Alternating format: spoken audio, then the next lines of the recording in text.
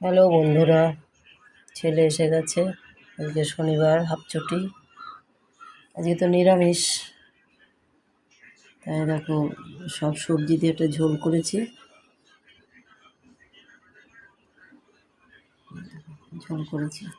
এই দেখো গন্ধভাদালের পাতা, চেনো কিনে জানি না।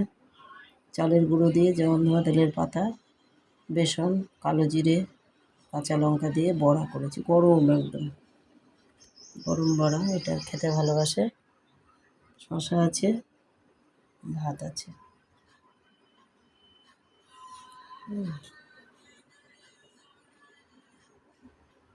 আজকে খাওয়া এখনই খেতে দেবো।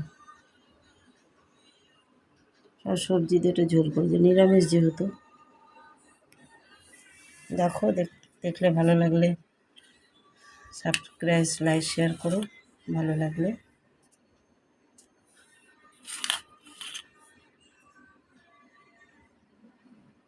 আর ভালো থাকো, সুস্থ থাকো।